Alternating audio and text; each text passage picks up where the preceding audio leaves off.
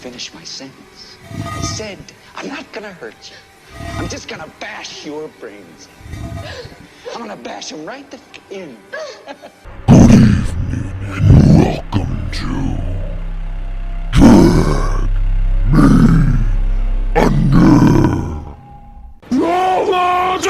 Me Under.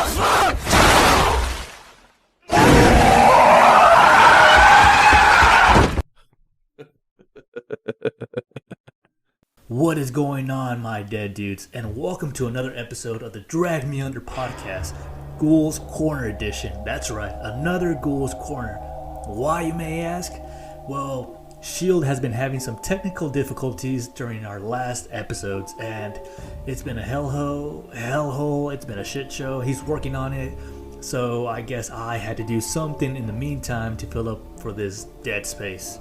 So here I am with this special episode. And before we get to the subject, I want to talk about last weekend. What happened last weekend? A lot. But I saw two movies on Netflix, which were Veronica and Sister Death. And these are two amazing Spanish religious horror movies.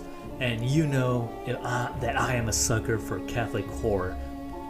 And Sister Death just filled up my whole ride up. My spooky hole, that is. And Veronica is a Ouija board game gone wrong, and it just put the cherry on top. These two movies just back to back were amazing, and it got me thinking, you know what, I should do an episode that has to do something with this, and here we are. So I was doing some research and I dug up a good story for tonight, dudes. A story about a possession, actually a demonic possession, gone horribly wrong. I'm talking about the case that inspired the 2021 Conjuring movie, The Devil Made Me Do It. If you haven't checked it out, go check it out, dudes. It's a great, fantastic movie. I know I say that a lot, but they're such a good movies, dude. All these Conjuring movies are all good. My wife loves them. I love them. So go check them out. It's really good. So, I am talking about, back on track, the Ossett Exorcist, the Michael Taylor case. But luckily for you guys, I am not alone tonight because I have a special little guest. And no, I am not talking about S.H.I.E.L.D. I am talking about my little special Ouija board. That's right. This little Ouija board likes to be called Adramelech, or something like that. He's like a secretary in hell. But I just call him Puggy because he snorts like a cute little pug. So say hi, Puggy. I think he said hi. I don't really know. He speaks like Portuguese or something. I speak Spanish, but not Portuguese. So anyways, let's get into tonight's story. So the Ossett Exorcist. This case begins in a small market town near the city of Wakefield called Ossett in the United Kingdom. It is known to be a quiet and friendly town, but what comes up in this small town in 1974 rocked the nation, let alone the residents of the town. Just rocked them like Rocky Balboa rocking the boat. But you do not want to rock this boat. Anyways, Michael Taylor, aged 31 at the time, his wife, Christine, and their 5 children and dog, which I think was a poodle at the time, all lived within the district of Ossett. Michael was described by many of the family's friends as being well-mannered, well-respected, and a truly loving and devoted husband and father, despite having a few numerous episodes of depression due to his back injury he encountered a few years previous. Which kind of sounds like yours truly right here. No, Puggy, not the depression, just the back pain and the episodes. Well, maybe a little bit of depression, but, who's counting? Just a little dabble here and there. But overall, he seemed like a pretty cool dude. He was described as a happy individual who loved his family, and nothing seemed to appear unusual to those closest to the family. During the periods that Michael's depression seemed to be taking over, a friend of Michael, Barbara Wardman, took it upon herself to introduce Michael to the church group called the Christian Fellowship Group. Michael nor any of the family members of the Taylor household up to this point have never really shown any devotion to the church and would regularly miss church services that was held near where they lived. man, I am really relating to this guy up to this point. I mean, once The Exorcist takes place, that's a whole different show. But up to this point, yeah, me and this dude have a lot in common. But anywho now, at this point, it was believed by friends that Michael's depression somehow eased with spiritual intervention. During this time, he became very good friends with the pastor of the group, Marie Robinson. Michael started to spend a lot of time with Marie by attending more and more meetings and gatherings together, and then joining in on the congregation where they both would use the power of God, the power of Jesus, to exorcise people of their sins and quite often speak in different tongues to do so. So I guess there was a lot of tongue action between Michael and Marie, if you know what I mean. It is also believed that during this time, Michael and Marie will participate in rituals together by staying up all night during a full moon, making the sign of a cross to each other to ward off evil intentions that the full moon may bring. At one point, Marie even spent the night with Michael in the Taylor home to help remedy his fear of the moon. I mean, I understand fear of the sun because that thing burns, gives you sunburns, and it's hot. But the moon, I just don't get it. As Michael and Marie became closer, it isn't surprising that things in Michael's home life and his attitude towards his family started to change, for the worst. While at home, he would stir up arguments and was described as appearing very irritable at times and sullen. This was a complete change of how he previously behaved prior to joining the group, so instead of it being a good thing, it just became worse and he became more of a dick. Michael's wife, Christine, had her suspicions during this time that something more than just a friendship may be going on between Michael and Marie. So she decided to publicly accuse Michael and Marie of having a sexual relationship, but Marie, however, managed to ease Christine's concerns, just talked her way out of it. At this point, Michael's erratic behavior was made known to the local vicar and his wife, which is like, if you don't know what a vicar is, it's like the head honcho of a church. It's like the bishop's boss, like the priest's boss. So Michael admitted at this point that he felt something evil within him. So the vicar couple, Peter and Sally Vincent, invited the Taylors to their home to assess Michael of his condition. After Michael shattered some dinnerware and threw a cat out the window, the Vincents decided that Michael was in immediate need of an exorcism. Like, yeah, I'd be hella mad too if someone came to my house, threw my fine china, and threw my cat out the window, but I don't think like, oh yeah, dude, what the fuck, you're being a dick, so let's just give you an exorcism. I think they really, rushed it to that conclusion. But I guess there's no talking out the Vincents that this guy needed an exorcism because he was being a total douche. So the Vincents assembled several acquaintances to form an exorcism dream team, which sounds awesome. It's like an all-star team for an exorcism. I would pay a ticket to go see that. And so anyways, on the night of October 5th, 1974, they conducted a 7-hour exorcism on Michael Taylor in the church in Barsley, I guess. Like 7 hours, dude, that's crazy. That's a lot of overtime. Over the course of the night, the exorcist burned Michael's own crucifix, shoved the wooden crosses into Michael's mouth and God knows where else, and continuously doused him in holy water. And by 7 a.m., all parties involved were exhausted. The exorcists claimed to have successfully exorcised 40 demons from Michael and were apparently quite proud of this accomplishment. I mean, how do you even count 40 demons? Like, was someone just keeping track how many demons flew out of his mouth or his ass? But I don't know, dude. Any ideas, Puggy? Like how this is like measured? Again, dude, I don't speak Portuguese. Learn how to speak English or Spanish or sign language, dude. There were, however, as the exorcist claims, 43 demons residing inside of Michael Taylor. So they removed 40 out of the 43. And the other 3 demons that were still inside of Michael were allegedly the demons of insanity, violence, and murder. And these demons did not want to let go. I do not know what the hell they were holding on inside of Michael, but they did not want to leave. This exorcism dream team, this all-star team, agreed amongst themselves that before attempting to cast out the remaining 3 demons, that they deserve a break. They should take some rest. So they said, everybody go home, come back tomorrow morning, and we'll start fresh. Like, yeah, dude, just leave the 3 worst demons inside this guy, which are, what are they? Insanity, violence, and murder. Yeah, just leave those 3 demons. Like, he'll be fine. What's the worst that can happen? Like, come on, dudes. So the dream team said, we'll come back tomorrow morning and pull these demons out of his ass, right? That was the idea. But they would not have the opportunity to do so because as soon as they left that night, things got extremely bloody.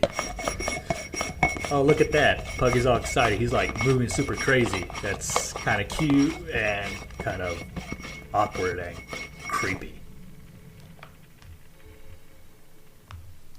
About an hour after the Taylors returned to their home after a long night of exorcisms, the Ossett police began receiving calls concerning a naked man who was wandering the streets covered in red paint. Upon arrival, the police quickly found out that Michael was not covered in red paint, but he was covered in red blood. As the officers were attempting to formulate in their minds what scenario might have led this man to be wandering around naked and covered in blood, Michael Taylor softly repeated the phrase, "It is the blood of Satan. It is the blood of Satan. It is the blood of Satan."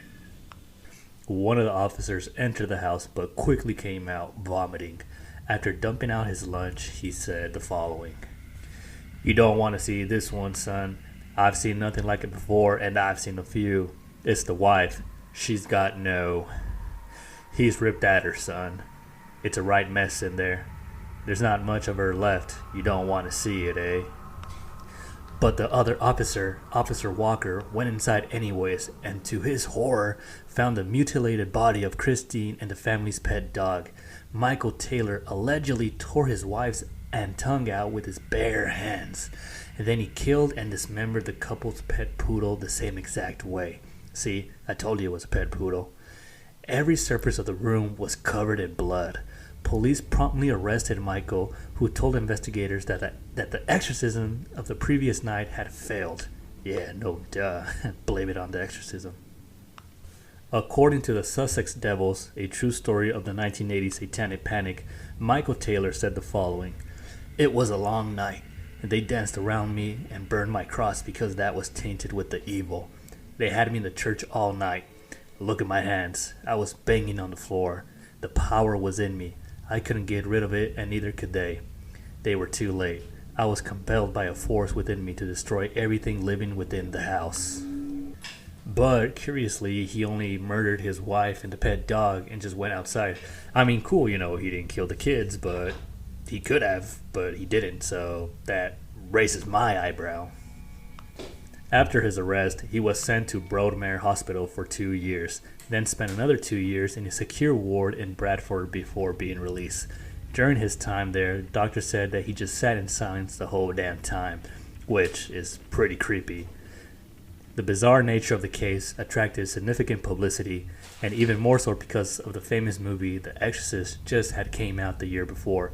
The Satanic Panic was just getting started. He claimed to suffer mental issues, but said that he loved his wife and would never have tried to kill her. I mean, sure, pal, honestly, it sounds like he just wanted to get rid of his wife, and maybe the dog too. Maybe it wasn't his dog, it was his wife's dog, and he just hated the dog. But he just used a demonic possession to break free, which is kind of sus.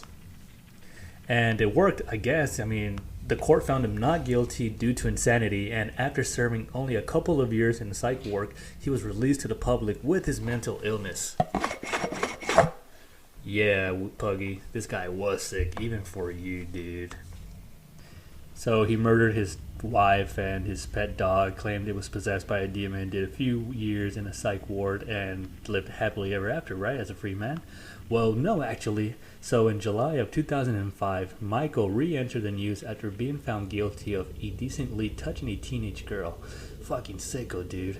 A week into his prison sentence for the crime, Taylor, who in the years since the trial had attempted suicide on 4 separate occasions and failed, began exhibiting the sort of strange behavior that had preceded his wife's murder in 1974. When brought back before the court, they once again ordered him into psychiatric treatment. I don't know if this indecently touching a girl was also the fault of the devil. I don't know if the devil made him do it, which I highly, highly doubt. We may never know what exactly was going on inside of Michael Taylor's head during this possession phase, or what really led him to commit this horrible crime of killing his wife and his pet poodle.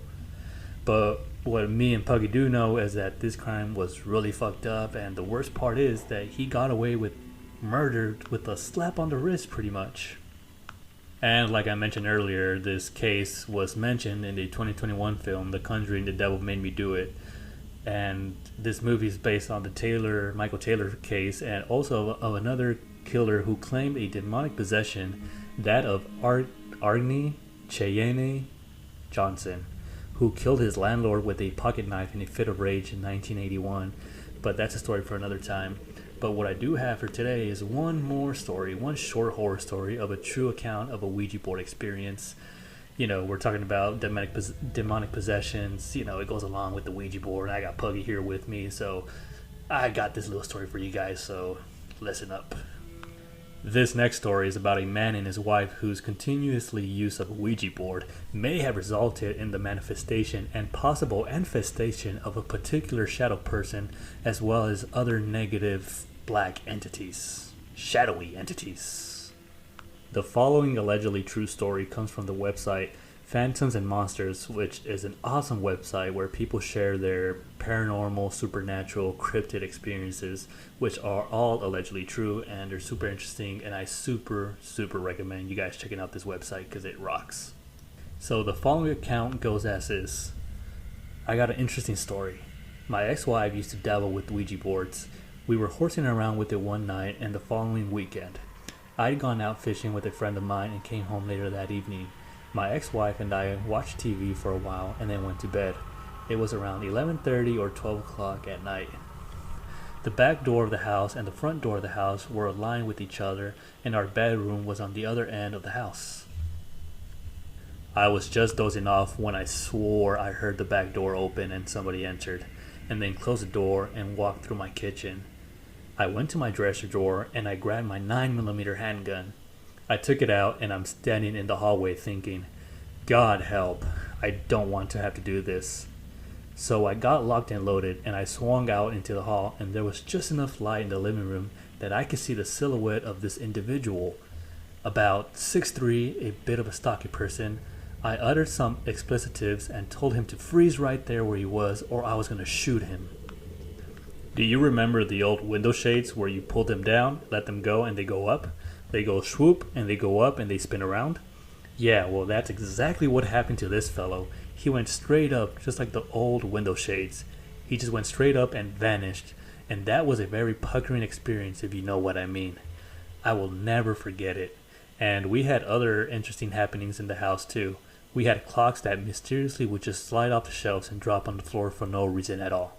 But that was pretty much it. So this guy saw a huge shadow in his living room just go straight up into the air and disappear.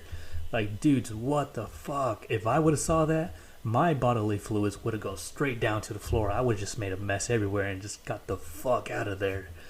That is a creepy story, dudes.